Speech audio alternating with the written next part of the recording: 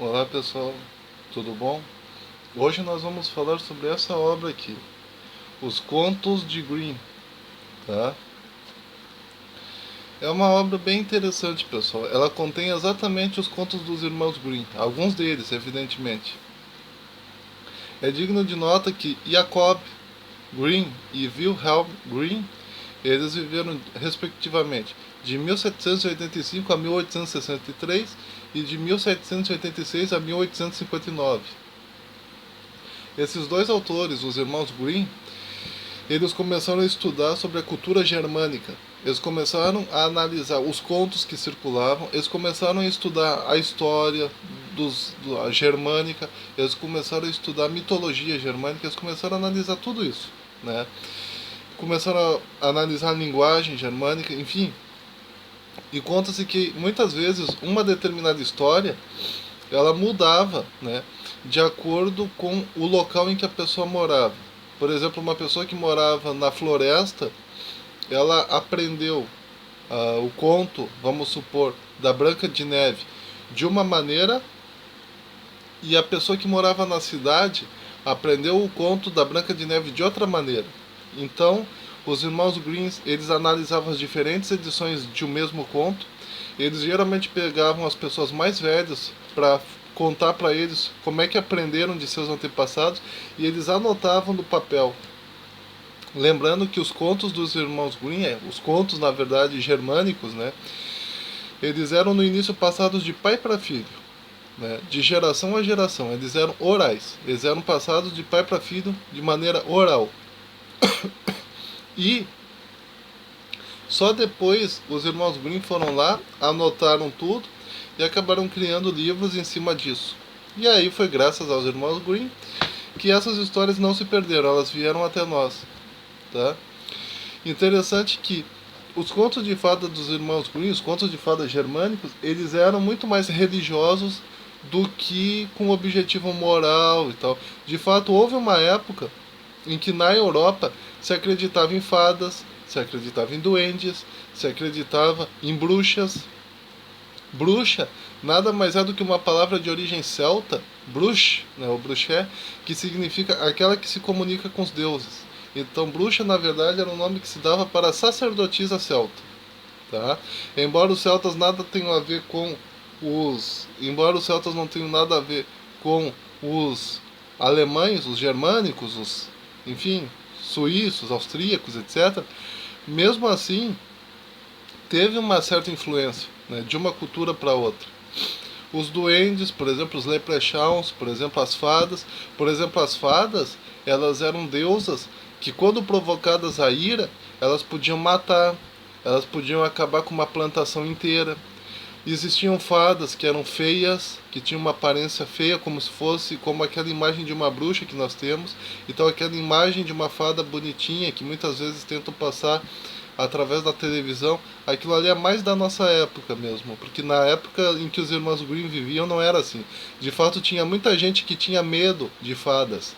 As pessoas tinham medo de fadas, assim como aqui no Brasil teve uma época que as pessoas tinham medo do tal de chupa-cabras, que ficou tão famoso aqui no Brasil. Pois é, teve uma época lá na Europa em que, se tu falasse sobre fadas, a palavra fada, as pessoas iam bater na madeira, né, desejando que aquilo ali não aparecesse para eles, de tanto medo que eles tinham das fadas. E hoje, no entanto, se mostra esses deuses da mitologia celta e da mitologia germânica como bonzinhos, amigos, né, através da mídia, através de um monte de coisa. Os duendes, os anões, enfim, também eles eram espíritos na tradição celta e também na tradição germânica, que, quando provocados à ira, podiam matar, podiam roubar crianças, podiam fazer um monte de atrocidades, né? Esmiuçar, aparecer só os ossinhos da criança no outro dia, ou do adulto no outro dia. Enfim, então não era muito bom mexer com essas coisas naquela época, não. E é interessante que os contos de fada dos os irmãos Grimm, eles só anotaram isso porque eles estavam estudando exatamente a religião germânica e a religião europeia, assim, ao redor, ali na terra dos germânicos. Então não era para crianças, não era para incentivar crianças a ler contos de fada. Não, eram contos religiosos mesmo. Teve uma época que se via os contos de fada da mesma maneira que hoje em dia uma pessoa vê a Bíblia, por exemplo. Então era uma coisa bem séria. Tá? Então, existem várias histórias aqui nesse livrinho. Tá? Eu observei que parece que existe um padrão. Por exemplo, na história do pescador, né, e na dos animais agradecidos. Né? Um dos padrões que a gente vê muito nessas histórias antigas é o seguinte: sempre que alguém não se contenta com aquilo que tem, acaba perdendo tudo. Entendeu? E isso era interessante, era uma estratégia deles de dizer que você tem que ser feliz, né, com aquilo que você tem. Entendeu? Não ficar desejando muito, muito, muito. Ser feliz com aquilo que tu tem. Se tu consegue ser feliz com aquilo que tu tem, essa ideia de prosperidade que eles tinham na época era exatamente assim. Se tu consegue ser feliz com aquilo que tem, beleza, tu é a pessoa próspera, tu é a pessoa mais feliz do mundo. Na história do Joãozinho Feliz, por exemplo, a gente tem esse exemplo. Hoje em dia, a história do Joãozinho Feliz é considerada uma história que beira a idiotice, né? Mas, naquela época, era sinônimo de uma pessoa agradecida, né? Tem uma outra história, que é a história de Jorinda e Jorindel, né? Em que a fada é uma velha feia e malvada, igual uma bruxa, mesmo sendo fada, né? Um outro ponto é que nas aventuras do galo Chantecler e a galinha Partlet, todos morrem. Né? Isso é uma característica que havia nos contos da época. Vejam assim, ó, os contos de fada da época eles eram muito agressivos, eles eram bastante violentos, era uma coisa, tinha sangue, tinha muita coisa ali. Então o que que acontecia? Quando uma pessoa ia contar um conto de fadas para outra, não existia televisão, não existia rádio, não existia internet, não existia absolutamente nada. O que que existia? Era uma mesa em que as pessoas comiam comida, próximo da mesa ficava uma espécie de fogãozinho primitivo da época e havia uma lareira, né, dentro de casa. Então imagine uma coisa bem rústica, feita de tudo de madeira e tal. Ou de barro, ou de pedra, enfim, uma coisinha bem rústica assim. E aí o que que acontecia? Não havia o conceito de infância na época, entendeu? Uma criança era considerada um adulto em miniatura na época, naquela época. Então, o que que acontecia? Os pais, né, eles começavam a contar para os outros essas histórias, esses contos de fada, e as crianças ficavam ali ouvindo. Então esses contos de fada eram contos de fada muitas vezes não apenas para crianças, mas também para adultos, porque os adultos conversavam entre si sobre esses contos. E o objetivo desses contos era exatamente fazer com que as crianças elas se protegessem da floresta, por exemplo, elas nunca saíssem da floresta sozinhas. Por exemplo, naquele conto famoso do Chapeuzinho Vermelho e do Lobo Mau, na versão original, o Lobo Mau acaba comendo a vovozinha, comendo a Chapeuzinho Vermelho e saindo com a boca cheia de sangue da casa da vovozinha, né, deixando para trás apenas os restos mortais da Chapeuzinho Vermelho e da vovozinha. Em outras palavras, não, o objetivo da história original era exatamente mostrar para as crianças o quanto era perigoso elas saírem para a floresta sozinhas. Por que para a floresta? Exatamente porque naquela época a maioria da população morava na floresta, em casas feitas de barro, casas feitas de madeira, casinhas rústicas. Então o objetivo era exatamente proteger a criança e dizer para a criança: se tu sair na floresta sozinha, sem autorização dos pais, isso é o que pode te acontecer. Isso que aconteceu com a Chapeuzinho Vermelho pode te acontecer também, tá? Outra coisa, os contos de fada original, eles eram muito mais realistas do que hoje em dia. Primeiro lugar, não eram contos de fada, porque naquela época era proibido, né? Teve uma época que era proibido adorar deuses pagãos. As fadas, por serem deusas pagãs, era impossível de adorar elas, porque a Igreja Católica não permitia. Então o que que acontece? Não eram contos de fada, era apenas chamados de histórias. Naquela época era só chamado de histórias, não eram nem contos, era só história. Então não se sabia se era real ou se era imaginário, era apenas chamada de história. E aí, se a pessoa quisesse saber se era real ou imaginário, ela teria que explorar aquilo ali mais, estudar aquilo ali mais e ouvir até o final e tal. Então, por exemplo, elas eram bem mais realistas do que hoje em dia, né? Aquelas contos de fada bonitinhos, né, que a gente vê na televisão, Aquilo ali não tem nada a ver com a realidade, né? Aquilo ali é só imaginação, fantasia. Mas na época eles eram muito mais realistas. Um exemplo disso é que na famosa história da Branca de Neve e dos Sete Anões, quem tenta matar a Branca de Neve não é a madrasta, e sim a própria mãe. Nessa versão que tem aqui é a madrasta, quer dizer, aqui tu já tem uma versão um pouquinho mais boazinha, né? Mas no original mesmo era a própria mãe que tentava matar a filha, porque a filha ela era mais bonita do que a mãe. Aí a mãe, irritada com aquela situação, planeja matar a própria filha. Se isso aconteceu ou não, veja que existe a possibilidade de fato isso acontecer. Então essas histórias elas eram mais voltadas para o lado real, né? Elas não eram tão fictícias assim.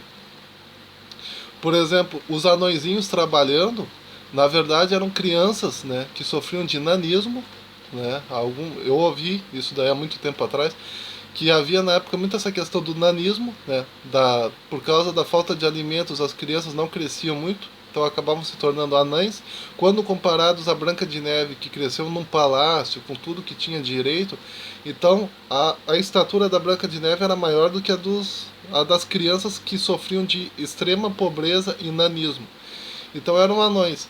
Na época havia o trabalho infantil, e essas crianças trabalhavam procurando ouro nas minas, procurando, enfim, procurando tesouros, alguma coisa assim, pérolas, enfim, ficavam ali trabalhando nas minas, em benefício dos mais velhos, em benefício dos patrões mais velhos.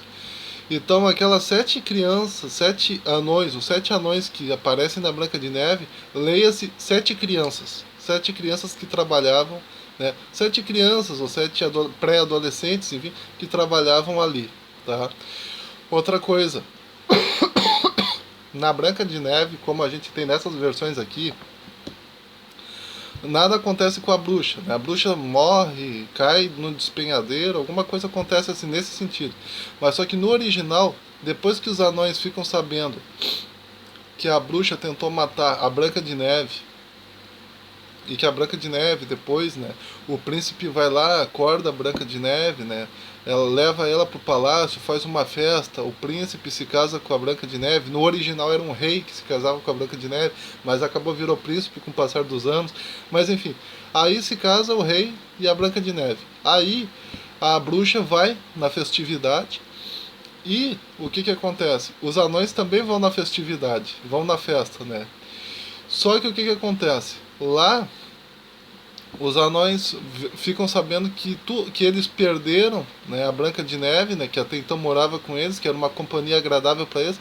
Eles perderam exatamente por culpa da bruxa. O que acontece? Eles vão lá, pegam a bruxa, né, tiram a bruxa da festa, levam para casa deles, colocam um sapato quente na bruxa, sapatos de ferro nos pés da bruxa, né, da bruxa malvada, da mãe da Branca de Neve, né, e manda ela dançar até morrer. Lembrando que o ferro quente, os sapatos no ferro quente, né, eles eram aquecidos numa fornalha, e era uma das formas de tortura aplicadas pela Igreja Católica na Idade Média, né, em que se colocava o sapato no pé quente da pessoa, aquele sapato no interior dele, ele tinha pregos, né, que grudavam na carne da pessoa e causavam sangramentos internos, e o fato de estar aquecido várias vezes na fornalha fazia com que se tornasse ainda mais doloroso e a pessoa sofresse ainda mais. E essa foi a condenação que a mãe da Branca de Neve teve no final, né, na versão original.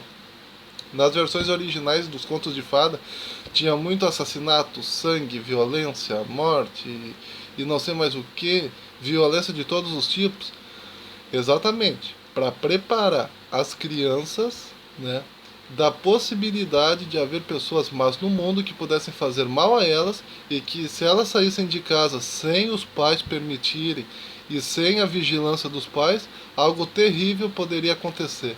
Então, longe de serem historinhas para criança, só para criança dormir, ou só para criança, né, perder o tempo, enfim, alguma coisa nesse sentido, longe disso.